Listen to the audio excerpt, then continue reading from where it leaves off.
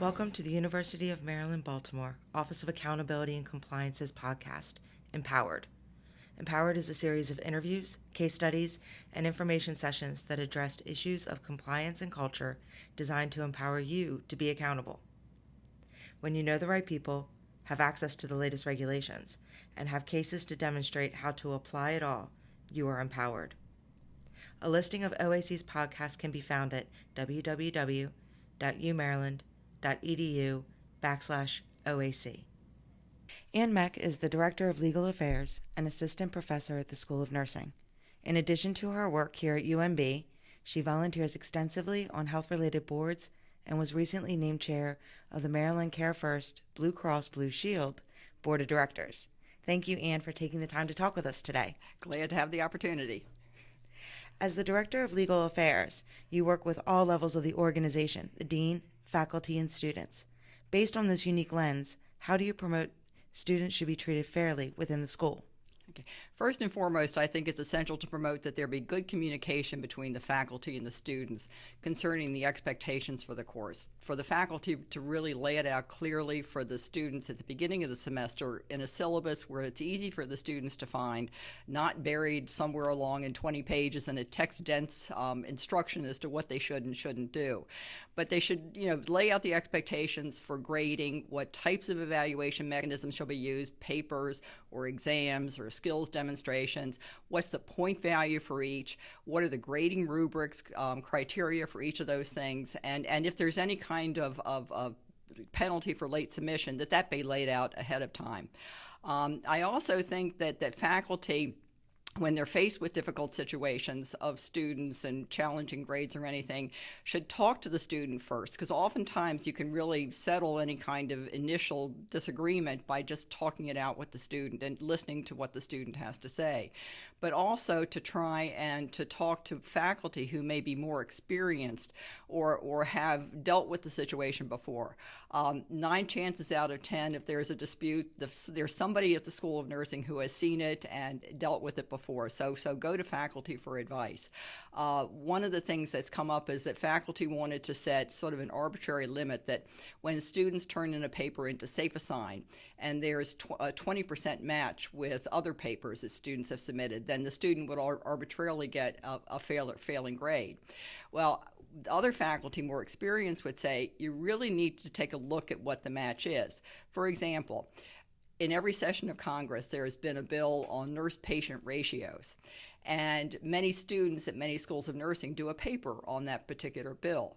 So when the Safe Assign report comes up 20%, the match may be the title of the bill synopsis, what the sponsor has said, etc., but nothing of a match in terms of the analysis of the actual legislation and the impact on nursing. As contrast, though, you can have a Safe Assign report for even 10% of a 10-page paper, that would be 1 page, that will come up an exact match from another student's paper of an analysis. So it's not the percentage of the match that matters, it's what the match is. And sometimes faculty need to see that for themselves and hear that it's okay, that it could be an extensive match, but it's not necessarily representative of cheating. The other thing that I really emphasize with faculty is that you will always have students that, quote unquote, pluck your last nerve, that are not necessarily the easiest students to deal with. Generally, and I would say almost exclusively, likability of a student is not a grade factor in a student's final grade in a course. You have other things to evaluate the students on, and likability is not a grade factor there. So don't make it a grade factor, that you are lenient with more likable students, and the students that tend to irritate you, you tend to hold to stricter standards. Wow, that's wonderful. Your passion for fairness is inspiring. When we spoke, you talked about barriers. The first was the false barriers that can be created when curricula and testing don't reflect what's important. Yeah, we have in nursing, a combination of, and this is on any of the health professions, knowledge, judgment, and skills. And so what is the balance mechanism to test knowledge, judgment, and skills? We saw in one particular course, there was many points given to sort of the knowledge and judgment part of it through exams and quizzes and that sort of thing, and very little given to skills. Yet there was a skill that students had to take at the end of the course that was only worth 10% of their grade, 10 points. If they didn't pass that, they flunked the entire course, even though they might have an A going into that final skills test. We had to say that that's really not fair to the student. If the skill is so important, it ought to be worth 50% of the course or more. Well, faculty weren't ready to relinquish the knowledge and judgment to place 50% on a skills test. So we had to reach a compromise and say we need to evaluate skills in a more cumulative fashion across the semester so that they're still important, but it's not a high stakes one test that the students makes or break the students for the course. Wow. Another barrier that you discussed was background checks and the ability to provide meaningful, fair access to opportunities for future students and practitioners. Okay. Oh, it's been a couple of decades ago that the Joint Commission came out with a wonderful standard telling hospitals that if you check the criminal background of your employees, you have to also check the criminal background of students and volunteers and other trainees. And so hospitals imposed a criminal background check report. Well, along that same time, the Attorney General issued an opinion to University System of Maryland schools saying that we can't actually see a student's criminal background check results. We can have it done. We can have the results forwarded to the hospitals, but we actually can't see it. So in implementing this requirement that was imposed on us by the hospitals, what we did was we had the students go through a background check that was approved. The vendor was approved by the Maryland Hospital Association, and we would forward the results to the hospitals. We started to see students getting rejected, and we were concerned as to what was happening. And when we asked in terms of why, in particular, one student got rejected, it was said that, well, she shoplifted an eyebrow pencil when she was 18.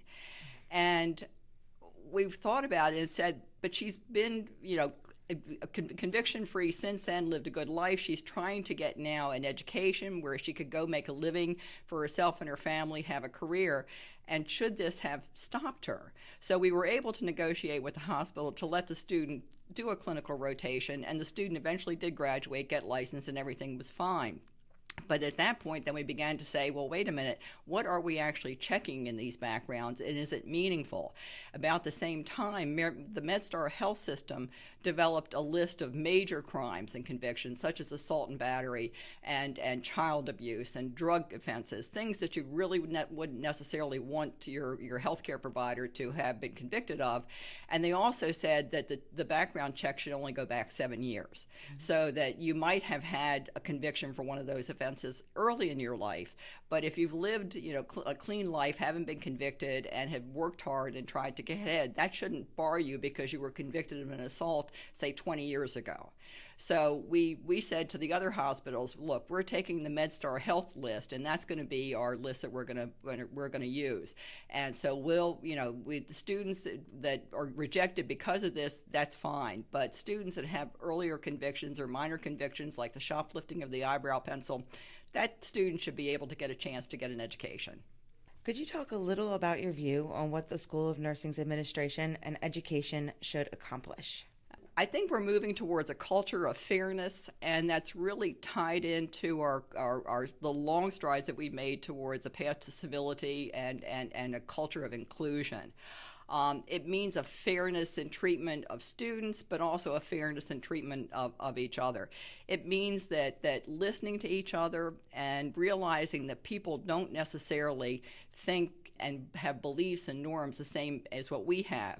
We've discovered, for example, that some of our students that were educated in other countries have not had the same strictures on plagiarism and citation that we place here in the United States. So we've we've gotten some of our students trapped in not citing and plagiarism charges, when in fact that this is the way their education taught them to write papers. Usually a little bit of an education about what's acceptable here in the United States gets them on the right track. Could we have dismissed them from a program for doing some of those things? Yes. Is it a good idea to do that? No, because these people are investing a lot in trying to get an education, and to kind of give them, put them on the right path and let them go forth, I think is the way we ought to do it. We've also seen sometimes an age divide, and some university council and I have joked about how we have Facebook folders now, and not excited about the development of the smartphone. But we realize that there is a younger millennial crowd that has a smartphone with them everywhere and uses them all the time, including to take pictures of their patients when they shouldn't and post them on Facebook and that sort of thing. So while these are kinds of things for which we could dismiss students from the program for doing it, for the HIPAA violations and the privacy violations there are, it's better off to try and educate them and to put some barriers so they can't quite as easily whip out their smartphone and take a picture, but realizing it's their norm to take a photo and post it, when in fact that's not really acceptable in a healthcare institution. Organizational justice research shows that when organizations allocate resources, make decisions, and treat its members fairly, it is more likely to have a motivated, collaborative, and ethical community. It's obvious you're passionate about fairness and ethics. What is one way that you recommend faculty and staff promote that fairness so that UMB is motivated, collaborative, and ethical? Okay, I think it's a balancing act. We have a lot of different duties. We have a duty to the patients that our students care for, to make sure that they give safe and effective care and nobody is harmed because of that. We have a duty to educate our students to make sure that they go from novice to competent practitioner by the time they get out. And we have a duty to the school's reputation and the integrity of the school. At the same time, we have a duty to teach and to guide. And I believe that we have taken steps in the School of Nursing to make sure that we're on a path of teaching and guiding and not punishing. The last thing that we want our students to do is to be so fearful that they'll never challenge any authority. Us, while they're in school, as well as an employer, if they see some unethical practice on the outside. So we don't necessarily want to severely punish them for speaking up and speaking out. And the same thing with our faculty is that everybody makes mistakes, and they make mistakes too. But you want them to be able to recognize mistakes and move on, and not necessarily be so fearful of dire consequences of getting terminated that they won't speak up when they notice something is bad. So I think it's important to devote resources, but devote resources along the right lines of guiding and teaching and not necessarily punishing. And I think that really goes a long way to assure fairness in the culture of an organization. And I just want to say thank you. This has been amazing, and I've really enjoyed hearing your thoughts. You're welcome. Quite welcome. Glad to do it. Thank you so much. Thank you for joining us today. Office of Accountability and Compliance is open, accessible, and collaborative. Please visit our website at www.umaryland.edu/OAC to learn more about our office, consult with us, request future topics for discussion, and to find the listing of our podcast, Empowered.